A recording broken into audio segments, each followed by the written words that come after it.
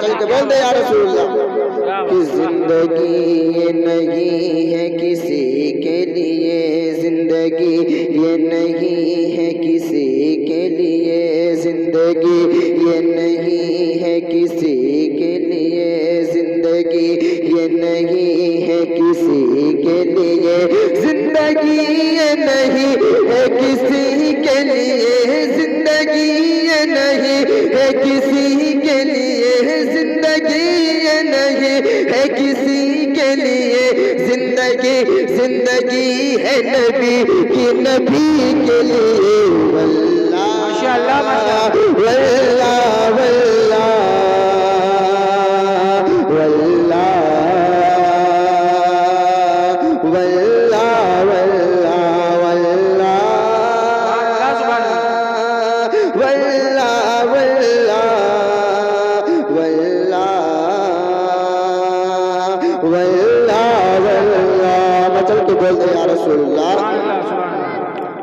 اور نہ سمجھ مرتے ہیں زندگی کے لیے، نہ سمجھ مرتے ہیں زندگی کے لیے، نہ سمجھ مرتے ہیں زندگی کے لیے، جینا مرنا ہے سب کچھ نبی کے لیے، نہ سمجھ مرتے ہیں زندگی کے لیے، جینا مرنا ہے سب کچھ نبی کے لیے، چاندنی 4 دن ہے سبھی کے لیے، چاندنی 4 دن ہے سبھی کے لیے، چاندنی 4 دن ہے سبھی کے لیے، چاندنی 4 دن ہے سبھی کے لیے، ہے صدا ہے صدا ہے صدا چاند عید النبی کے لیے، واللہ نعرے تکبیر، نعرے رسالت، اشرق اعلی حضرت، جشن شادی خانہ آبادی، واہ واہ ماشاءاللہ۔ نہ سمجھ مرتے ہیں زندگی کے لیے، نہ سمجھ مرتے ہیں زندگی کے لیے، جینا مرنا ہے سب کچھ نبی کے لیے، جینا مرنا ہے سب کچھ نبی کے لیے، چاندنی 4 دن ہے سبھی کے لیے، چاندنی 4 دن ہے سبھی کے لیے، ہے صدا چاند عید النبی کے لیے، واللہ واللہ واللہ واللہ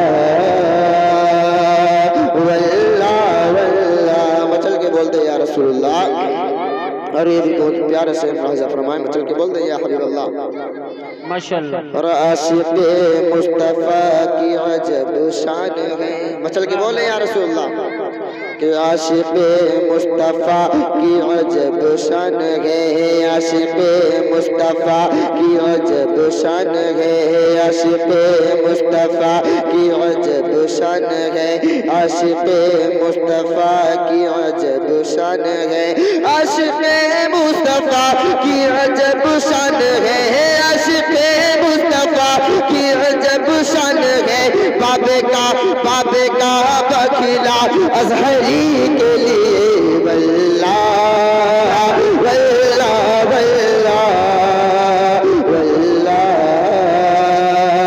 واللہ واللہ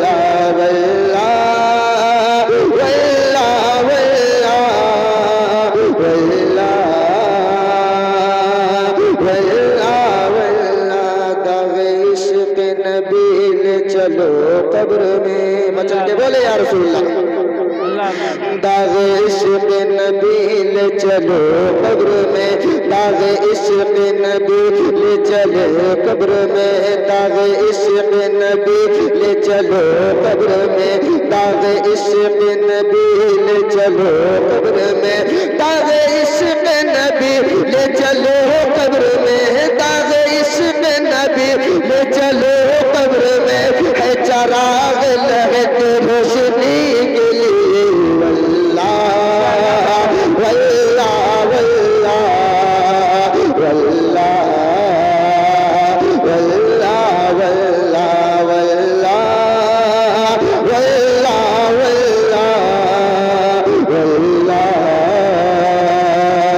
واللہ واللہ اور منطقہ سے ملازہ پڑھا مچل کے بول دے یا رسول اللہ ماشاءاللہ واہ واہ کہ مسلک اعلیٰ حضرت قائم رہو، مسلک اعلیٰ حضرت قائم رہو، مسلک اعلیٰ حضرت قائم رہو، مسلک اعلیٰ حضرت قائم رہو، مسلک اعلیٰ حضرت قائم رہو، مسلک اعلیٰ حضرت قائم رہو، مسلک اعلیٰ حضرت قائم رہو، زندگی دی گئی ہے اسی کے لیے، واللہ واللہ واللہ واللہ واللہ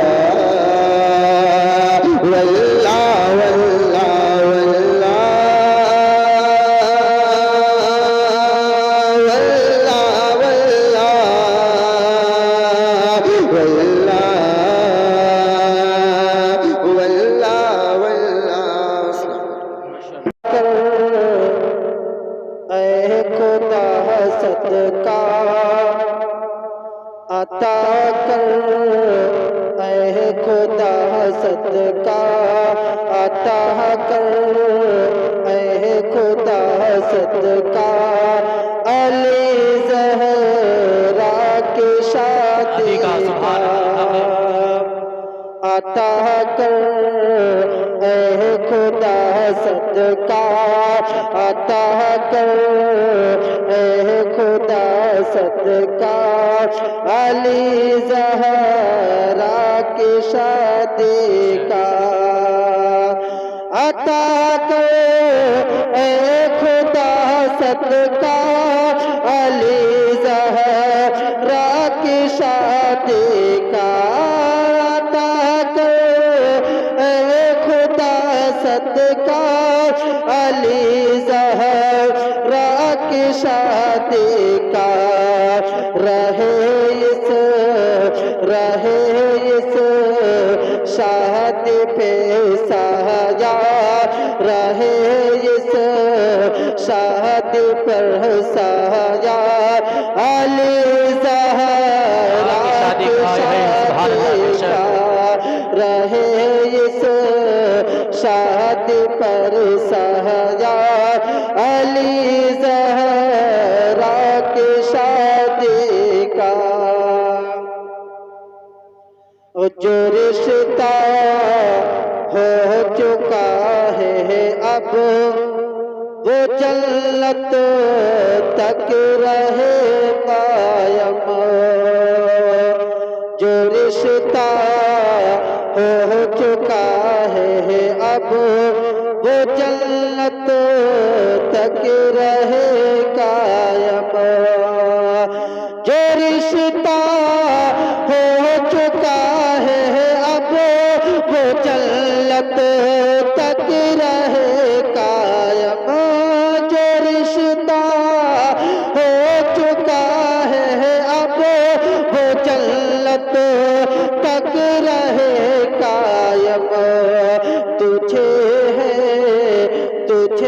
ہے واسطہ مولا علی زہرا کی شادی کا، تجھے ہے واسطہ مولا علی زہرا کی شادی کا، عطا کر اے خدا صدقہ، علی زہرا آگے بھی شعر ملاحظہ فرمائیں. مبارک ہو مبارک ہو تمہیں شادی مبارک ہو. مبارک ہو مبارک ہو تمہیں شادی مبارک ہو. مبارک ہو مبارک ہو تمہیں شادی مبارک ہو. تمہاری شادی میں چرچا تمہاری شادی میں چرچا علی زہرا کی شادی کا. تمہاری شادی کا چرچا تمہاری شادی میں چرچا علی زہرا کی شادی کا. اور آخری شعر ملاحظہ فرمائیں. نظر آتے ہیں جو چاروں طرف سید زمانے میں. نظر آتے ہیں جو چاروں طرف سید زمانے میں. نظر آتے ہیں جو چاروں طرف سید زمانے میں. نظر آتے ہیں جو چاروں طرف سید زمانے میں. بتاؤ صدقہ ہے کس کا. بتاؤ صدقہ ہے کس کا. علی زہرا کی شادی کا. بتاؤ صدقہ ہے کس کا. علی زہرا کی شادی کا.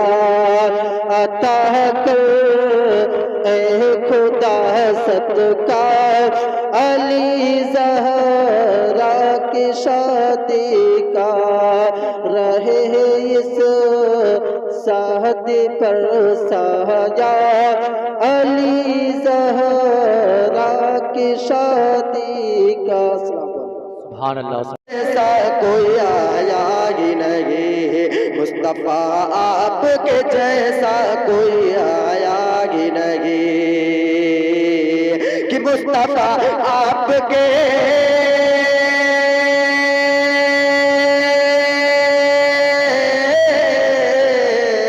مصطفیٰ آپ کے جیسا کوئی آیا ہی نہیں.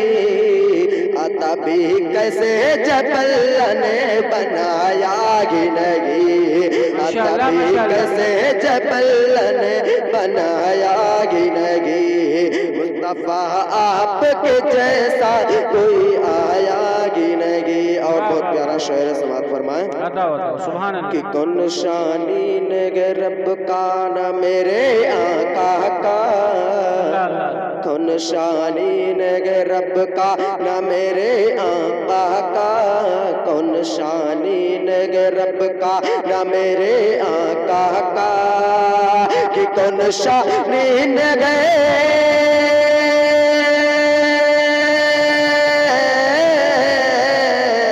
کن شانی نگر رب کا نہ میرے آقا کا. ایک کا جسم نہیں ایک کا شایگی نہیں. ایک کا جسم نہیں ایک کا شایگی نہیں. اور حضرات بہت سارے لوگ ہیں جب مدینہ شریف کو جاتے ہیں تو مکہ شریف کا زیارت کرنے کے بعد اس کے طواف کرنے کے بعد واپسی چلے آتے ہیں. ان حضرات کے لیے شیخ سماعت فرمائیں کہ لٹ کر آ گیا مکے سے مدینہ نہ گیا. تڑپ کے بولے سبحان اللہ. لٹ کر آ گیا مکے سے مدینہ نہ گیا. لٹ کر آ گیا مکے سے مدینہ نہ گیا کہ لٹ کر آ گیا.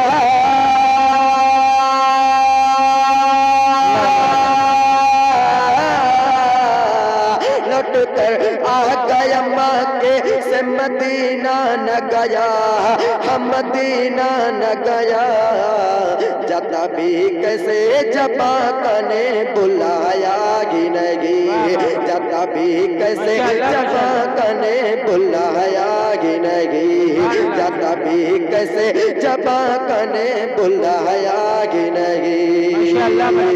اور حضرات بھی شیخ سماعت فرمائیں کہ قبر میں جب کہا سرکار نے یہ میرا گئے. طرف کے بولے سبحان اللہ. قبر میں جب کہا سرکار نے یہ میرا ہے. قبر میں جب کہا سرکار نے یہ میرا ہے کہ قبر میں جب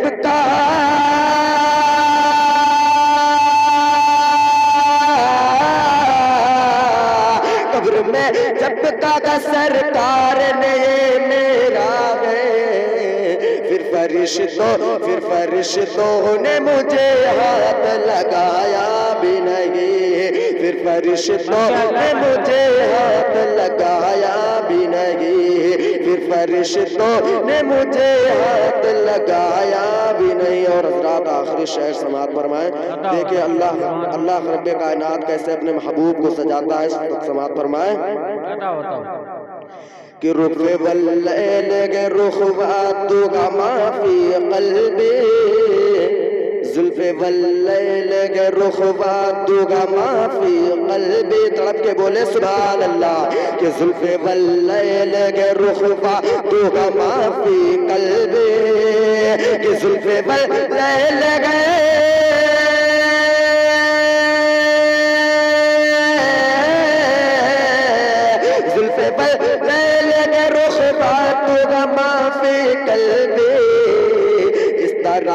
اس طرح رب نے کسی کو بھی سجایا ہی نہیں. اس طرح رب نے کسی کو بھی سجایا ہی نہیں. مصطفیٰ آپ کے جیسا کوئی آیا ہی نہیں. السلام علیکم ورحمۃ اللہ وبرکاتہ.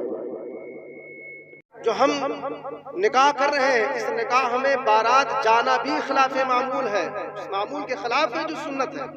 نبی سرکار مدینہ صلی اللہ علیہ وسلم نے بارات جانے کا حکم نہیں فرمایا. اچھا بارات جاتے ہیں پہلی بات تو یہ.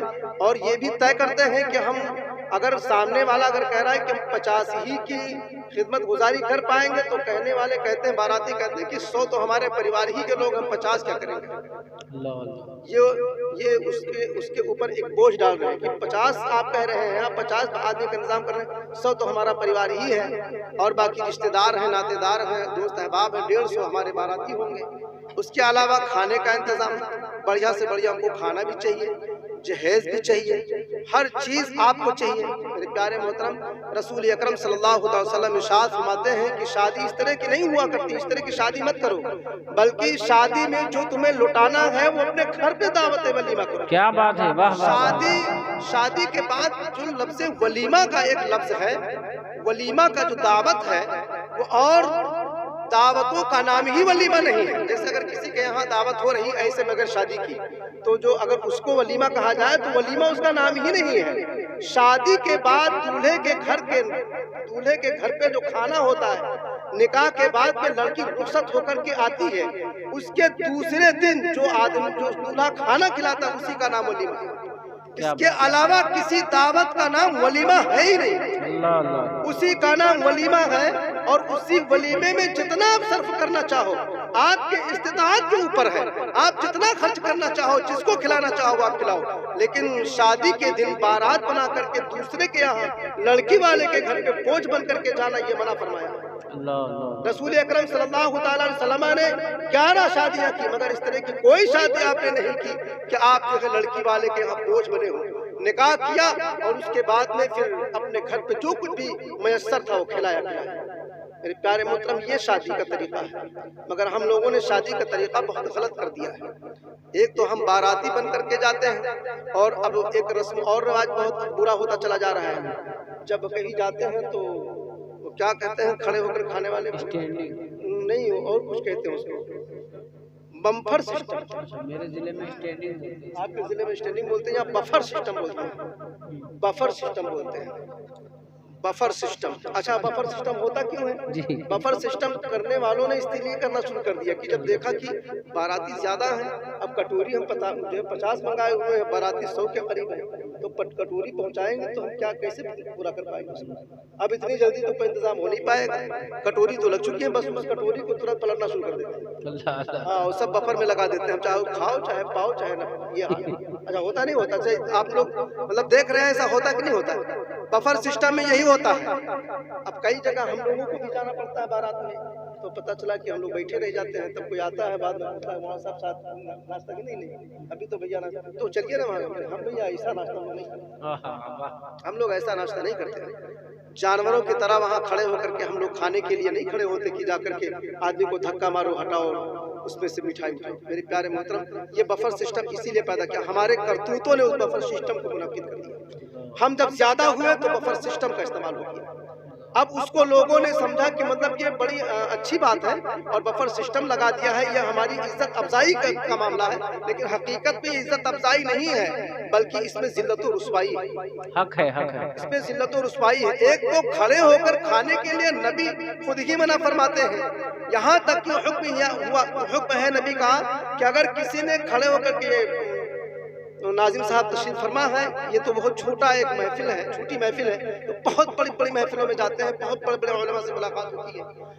میرے پیارے محترم علماء فرماتے ہیں نبی اکرم صلی اللہ علیہ وسلم کا ارشاد پاک ہے کہ اگر پانی کھڑے ہو کر کے آپ نے پیا ہے تو اس پانی کے ہاضمے سے پہلے آپ انگلی ڈال کر کے قے کر دیجئے، کلی کر دیجئے۔ کیا بات ہے، کیا بات ہے، سبحان اللہ، سچ ہے۔ پانی اگر پی لیا ہے آپ نے کھڑے ہو کر کے انجان میں تو اس پانی کو انگلی ڈال کر کے کلی کر دیجئے، یہ حکم ہے میرے نبی کا، اور ہم کھاتے پیتے سارا معاملہ جا کر کے بفر میں پورا نکل جاتے ہیں۔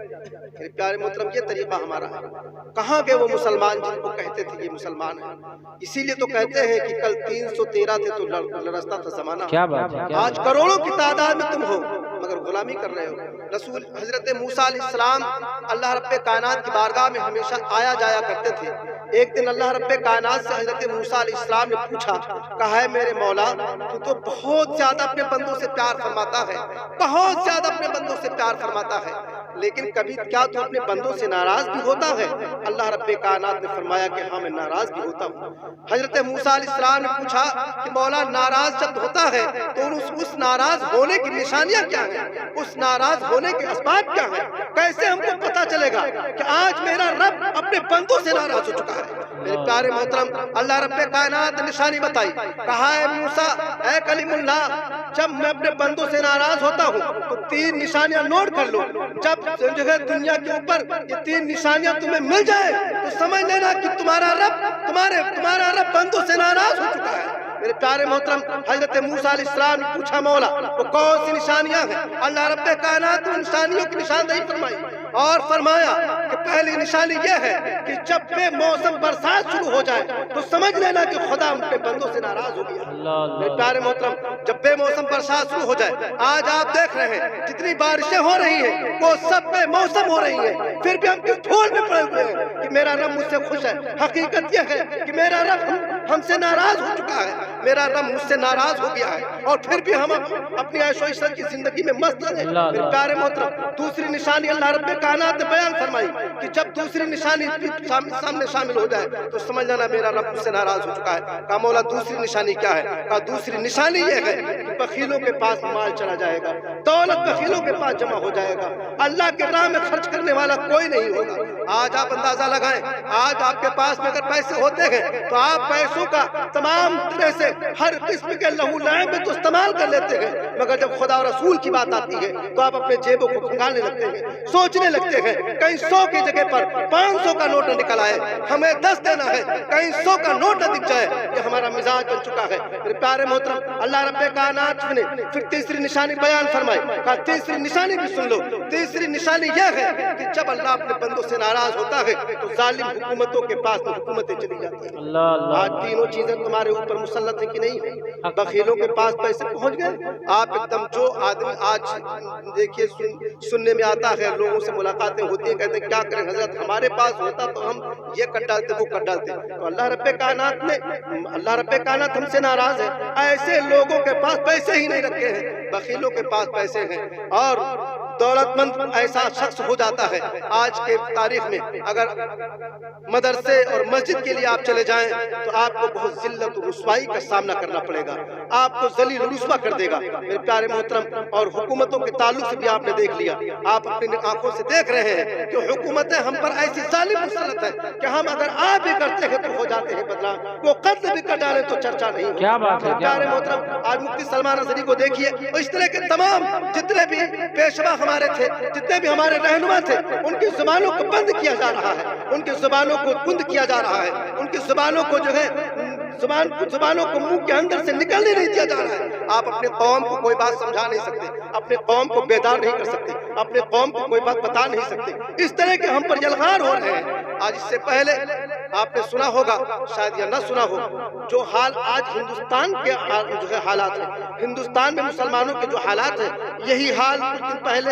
اسپین میں ہوا تھا۔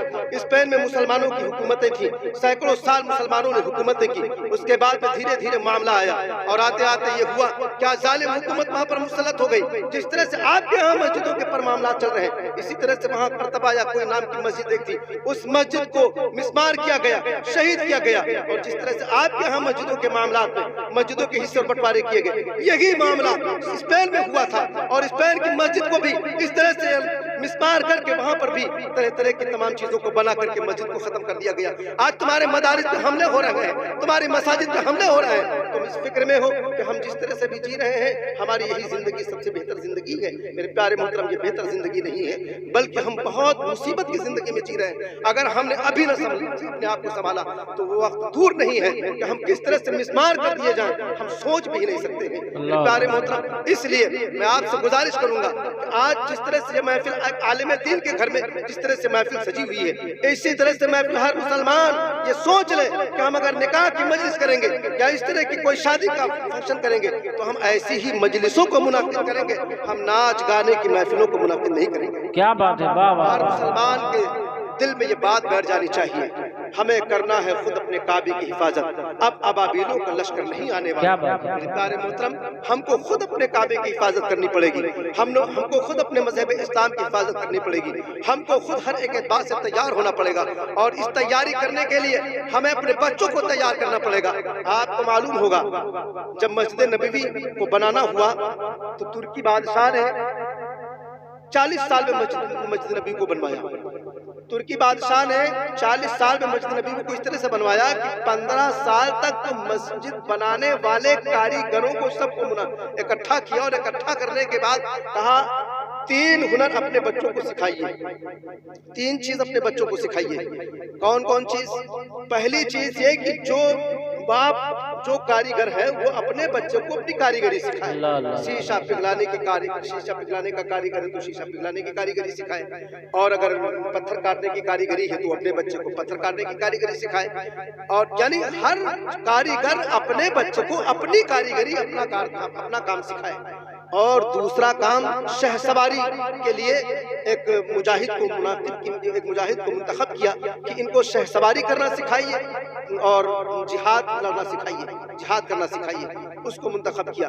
ایک اچھے استاذ کا انتظام کیا کہ ان کو بہترین حافظ بنائیے، ان کو حافظ بنائیے۔ میرے پیارے محترم 15 سال ابھی مسجد نبوی کا کام شروع نہیں ہوا ہے، 15 سال تک یہ کام چلا۔ ہر کاریگر باپ اپنے بچوں کو اپنی کاریگری سکھاتا ہے۔ ایک مجاہد ان تمام بچوں کو جہاد کے تمام راستے، تمام معاملات سکھاتا ہے۔ ایک حافظ قرآن کو رکھا گیا، سارے بچوں کو حافظ قرآن بنایا جائے۔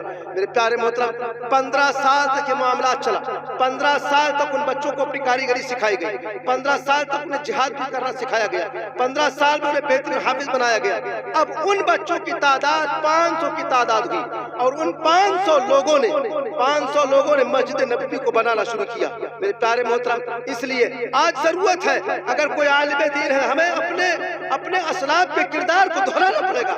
آج عالم دین ہے تو عالم دین کو بھی یہ نہیں سوچنا چاہیے کہ صرف ہمارا کام ہے مسجد اور مدرسہ دیکھنا، بلکہ اس کے علاوہ اگر ہم ٹھیلا لگا سکتے ہیں تو ہم ٹھیلا لگا کر کے اپنے کام کو بھی انجام دیں اور ہم دین کی خدمت بھی کریں۔ اگر ہمارا کام اس طرح سے چل رہا ہے، کسی بھی چیز کے ہم کاریگر ہو جائیں، کاریگری بھی سیکھیں، اور سیکھنے کے ساتھ ساتھ میں ہم تعلیم و تربیت بھی اپنا خیال رکھیں۔ ہر چیز سیکھنے کی ضرورت ہے۔